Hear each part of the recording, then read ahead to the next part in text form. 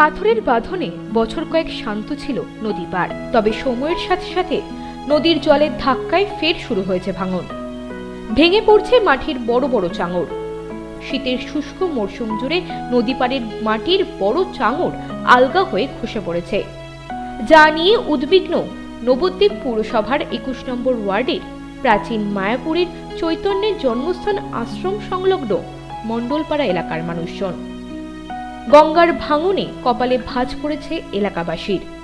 দফায় দফায় ভাঙনের জেরে নদীগর্ভে তলিয়ে গিয়েছে চাষের বেশ কিছুটা অংশ। ক্ষতিগ্রস্ত হয়েছে নবদ্বীপ শহরের উত্তর সীমায় অবস্থিত প্রাচীন মায়াপুরও। এবার নবদ্বীপ পৌরসভার উদ্যোগে শুরু হলো সেই প্রাচীন মায়াপুরে গঙ্গা ভাঙন প্রতিরোধের কাজ। নবদ্বীপ পৌরসভার ২১ নম্বর ওয়ার্ডের চৈতন্য জন্মস্থান আশ্রম সংলগ্ন মণ্ডলপাড়া এলাকায় ভাঙন প্রতিরোধের কাজ শুরু হওয়ায় স্বাভাবিকভাবেই খুশি এলাকাবাসী।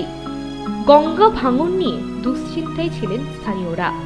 এক এলাকাবাসী জানান, নবদ্বীপ পৌরসভার চেয়ারপারসনকে জানানোর পরই তার উদ্যোগে শুরু হয়েছে গঙ্গা ভাঙন প্রতিরোধের কাজ। গঙ্গা ভাঙনটা নিয়ে খুব চিন্তিত, ফসল ভেঙে যাচ্ছে। আমরা তো পাড়ার থেকে লোকজন সব চেয়ারম্যান সাহেবের কাছে যাওয়া হয়েছিল। চেয়ারম্যান সাহেব সঙ্গে সঙ্গে দেনার অ্যাকশন নিয়েছে। নিঃশ্বাস লোককে ডেকে নিয়ে এসে দেখিয়ে ইনকোয়ারি করে কাজটা তাড়াতাড়ি শুরু করলো। এ বিষয়ে নবদ্বীপ পৌরসভার চেয়ারপারসন বিমান কৃষ্ণ সাহা জানান, চাষের জমি ক্ষতিগ্রস্ত হওয়ায় এলাকাবাসীর অভিযোগের ভিত্তিতেই দ্রুত কাজ শুরু করা হয়েছে। ক্ষতিগ্রস্ত চাষিদের কথা ভেবেই এই উদ্যোগ নেওয়া হয়েছে। ভাঙনের ফলে ওই এলাকাবাসী অত্যন্ত আতঙ্কগ্রস্ত হয়ে গিয়েছিল। আমার কাছে এলাকাবাসীরা এসেছিল এবং অনেক চাষিও ক্ষতিগ্রস্ত হয়েছে ভাঙনের ফলে।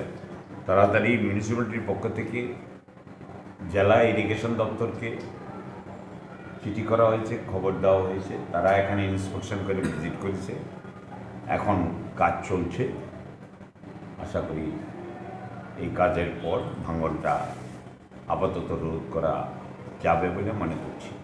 পশ্চিমবঙ্গ ইরিগেশন দপ্তরকে আমরা অভিনন্দন জানাচ্ছি যে তাড়াতাড়ি তারা এই কাজটা হস্তক্ষেপ করে নবদ্বীপবাসীকে আতঙ্কগ্রস্ত থেকে বাঁচিয়েছে।